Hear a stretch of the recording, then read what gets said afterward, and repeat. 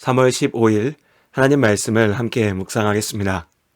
오늘은 누가복음 18장 15절에서 30절의 말씀으로 함께합니다.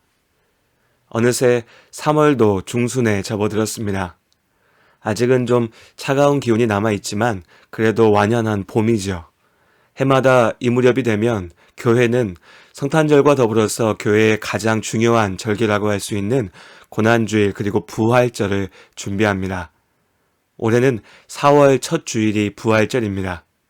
그리고 오늘부터 부활절을 향해서 우리가 함께 읽어나갈 누가복음의 말씀들은 하나님의 나라와 예수님의 십자가라는 두 가지의 큰 주제를 중심으로 이어집니다.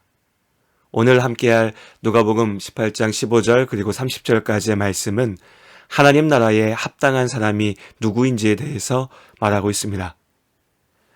어린아이들은 그야말로 귀하고 축복받은 존재들이죠. 부모들은 물론이고 아이들을 처음 보는 사람들이라도 어린아이를 보면 그 넘치는 생명에 감탄하고 기뻐합니다. 아이 하나만 끼어 있어도 대화하는 사람들의 기분이 좋아지죠.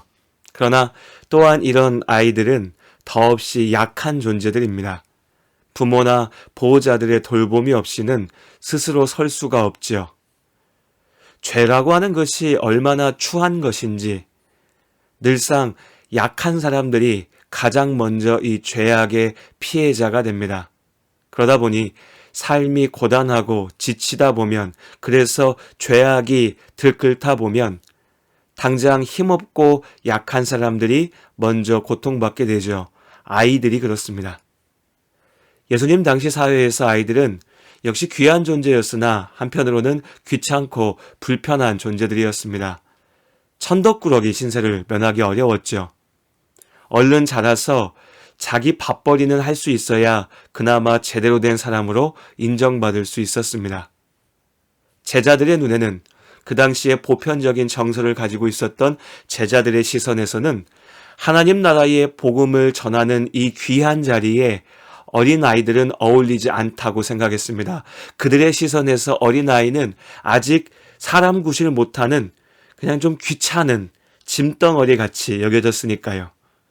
사람들이 자신의 아이들이 예수님을 만나기를 바라고 데려왔지만 제자들이 그 앞을 막아섰습니다. 오히려 꾸짖었죠. 이런 귀하고 좋은 자리에 어찌 이런 아이들을 데려오냐고요. 그런데 그 모습을 보시고 들으신 예수님께서 어린아이들을 불러서 가까이 하시고 말씀하십니다.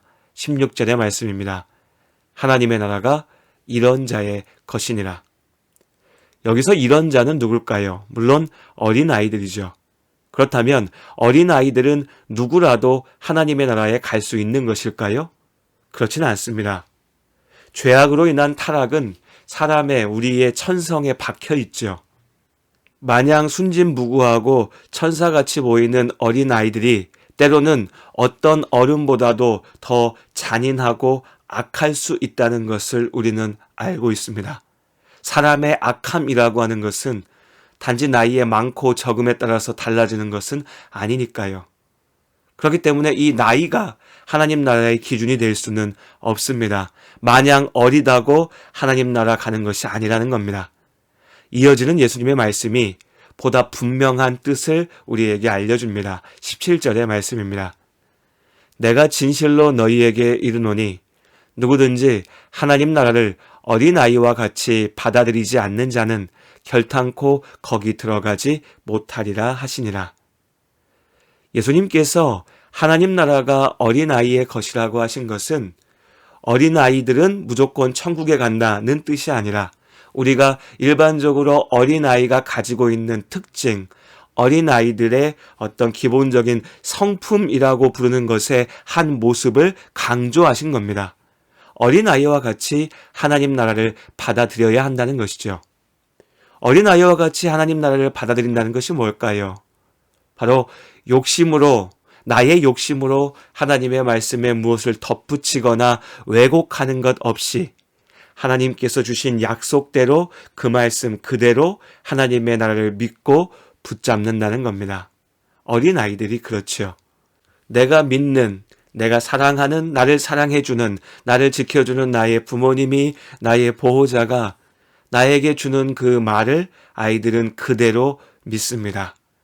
그 말에 온전히 의지하죠. 이것이 어린아이의 믿음, 하나님 나라에 있을 수 있는 자의 모습인 것입니다.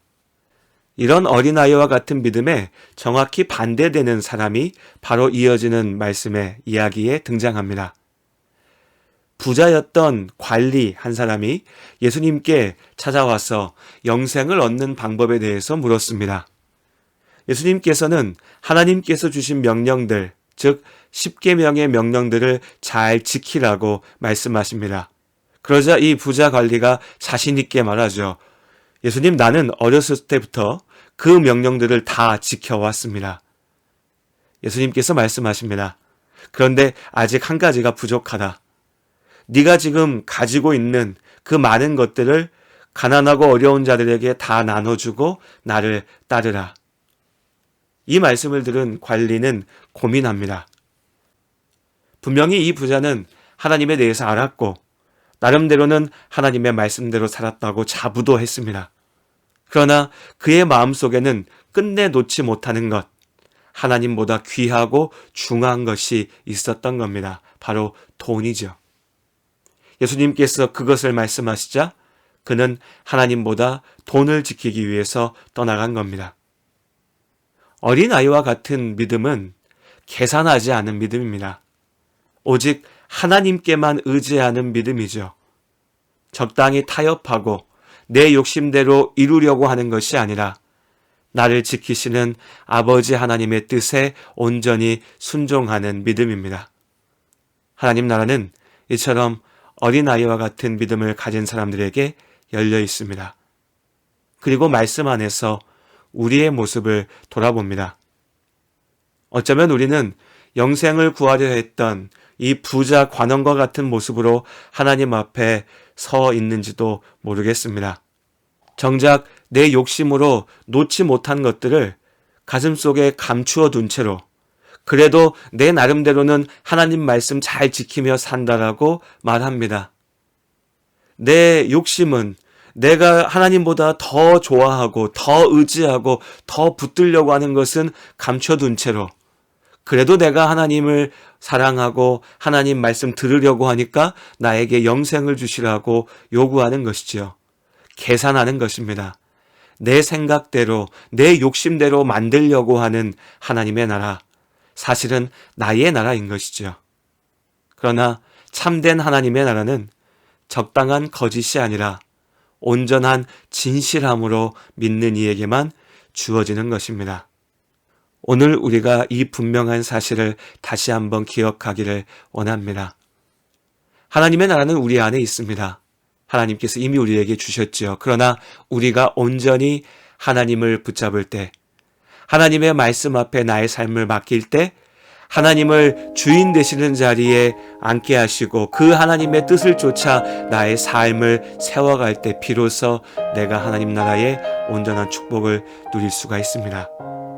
나의 욕심으로 내가 만들어낸 나의 나라가 아니라 예수님의 십자가의 은혜로 우리에게 주신 참된 하나님의 나라를 어린아이와 같은 믿음으로 온전히 붙잡는 우리 모두가 될 수 있기를 하나님 안에서 소원합니다.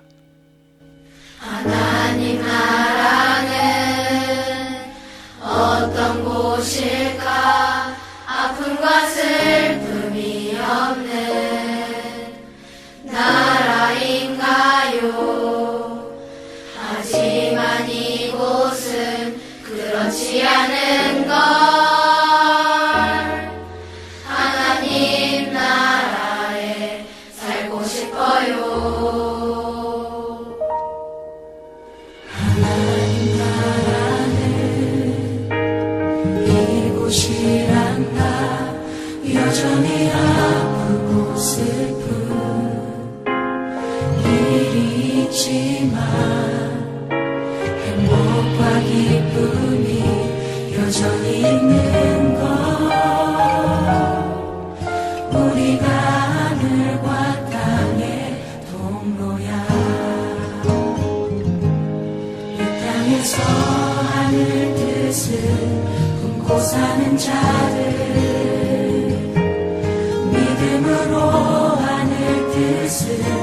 보여주는 자들 보내어진 자리에서 동참하는 자들 믿음으로 주님 보길 소망하는 자들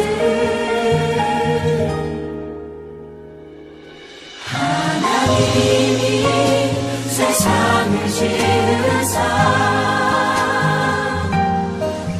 회복하고 통치하시네 주님이 이곳에 나타나오시